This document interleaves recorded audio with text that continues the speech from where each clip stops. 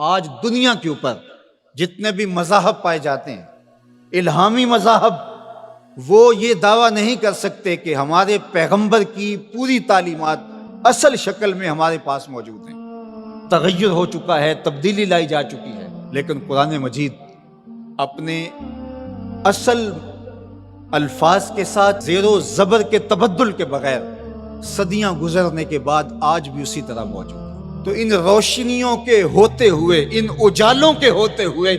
اگر ہم اندھیروں میں رہیں تو پھر ہمیں ان حالتوں کے اندر ڈال دیا جائے گا آج جس حالت کے اندر ہم موجود ہیں۔ اگر کسی کے پاس ہدایت کا نصاب موجود نہ ہو اور وہ بھٹک جائے تو اس کے بھٹکنے کا تو پھر بھی جواز ہوتا ہے کہ ان کے پاس کچھ تھا نہیں، ہادی نہیں تھا، راہبر نہیں تھا، اندھیرا تھا، چراغاں نہیں تھا، تو بھٹک گئے۔ ایک نابینا کسی کنویں میں گر جائے تو لوگ اس کو نکالنے کی کوشش کرتے ہیں، اس کو کوستے نہیں ہیں، لیکن ایک انکھیارا کسی کنویں میں گر جائے، کسی گڑھے میں گر جائے تو لوگ اسے نکالنے کی بھی کوشش کرتے ہیں، اسے کوستے بھی ہیں۔ تیری آنکھیں نہیں تھی، تجھے اللہ نے چراغاں نہیں دیا تھا، تو پھر بھی گرا ہے۔ یار اگر کوئی اور گمراہ ہو جاتا ہے، اندھیروں میں بھٹک جاتا ہے، تو اس کی بات نہیں ہے حضور کا غلام اور اندھیروں میں چلا جائے، اس لیے کہ تمہارے پاس قرآن موجود ہے، تمہارے پاس ہدایت کا چراغاں موجود ہے۔ اس کتاب کے ہوتے ہوئے تم کس طرح اندھیرے میں ڈوب سکتے ہو، کس طرح ظلمتوں کے سوداگر بن سکتے ہو، کس طرح تم فرقہ فرقہ ہو سکتے ہو، کس طرح تم تشدد اور تفریق کا شکار ہو سکتے ہو، کس طرح تم گروہ بندی کا شکار ہو سکتے ہو جب تمہارے پاس اللہ کی کتاب موجود ہے۔ اس کتاب سے جڑنے والے ہدایت کی راہوں کے مسافر ہوتے ہیں۔ اقبال نے جب شکوے کی زبان کھولی تو لہجہ بہت تلخ ہو گیا۔ اقبال پھوٹ پھوٹ کے رو رہا ہے، اپنے رب سے شکایت کر رہا ہے۔ صفائے دہر سے باطل کو مٹایا ہم نے، نوع انسانی کو غلامی سے چھڑایا ہم نے، تیرے کعبے کو جبینوں سے بسایا ہم نے، تیرے قرآن کو سینوں سے لگایا ہم نے، پھر بھی ہم سے گلا ہے کہ وفادار نہیں، ہم وفادار نہیں، تو بھی تو دلدار نہیں۔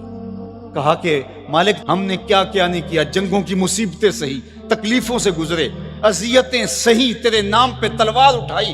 جنگ و جدل کے بازار گرم ہوئے، ہم نے جگر پارے دیے شہادت کے لیے، لیکن آج وہی امت در در رسوا ہو رہی ہے، اسی امت کو کاٹا جا رہا ہے، اسی امت کے بچے ذبح کیے جا رہے ہیں، آج گلی گلی کشکول لیے ہم گھوم رہے ہیں، مالک ہمارے ساتھ یہ کیا ہو گیا؟ تو جواب آیا تو سارا نشہ اتر گیا۔ جواب انہی لفظوں میں صرف صیغہ بدلتا ہے۔ آواز آئی صفائے دہر سے، باطل کو مٹایا کس نے، نوع انسانی کو غلامی سے چھڑایا کس نے، میرے کعبے کو جبینوں سے بسایا کس نے، میرے قرآن کو سینوں سے لگایا کس نے، تھے تو آبا وہ تمہارے ہی مگر تم کیا ہو، ہاتھ پہ ہاتھ دھرے منتظر فردا ہو، ہر کوئی مستے مئے ذوق تن آسانی ہے، تم مسلمان ہو یہ انداز مسلمانی ہے، حیدری فقر ہے نئے دولت عثمانی ہے، تم کو اسلاف سے کیا نسبت روحانی ہے،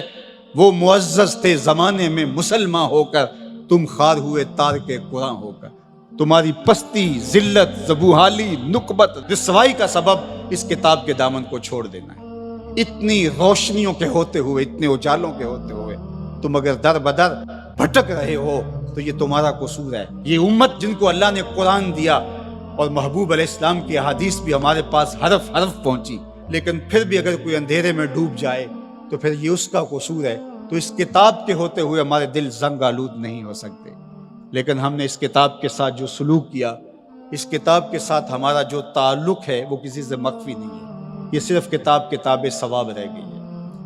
جو کتاب ہدایت تھی، جس کا لفظ لفظ ہدایت دیتا تھا، حرف حرف زندگی بخش تھا،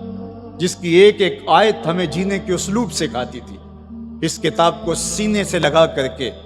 اور اپنے پیغمبر کی راہوں پہ چل کے ہم پوری دنیا کو اصول و ضوابط دینے تھے اور ان کو جینے کے ڈھب سکھانے تھے۔ کنتم خیر امت اخرجت للناس، فرمایا کہ تمہیں تو لوگوں کے لیے ہم نے نکالا تھا، تم نے تو کائنات کی رہنمائی کرنی تھی،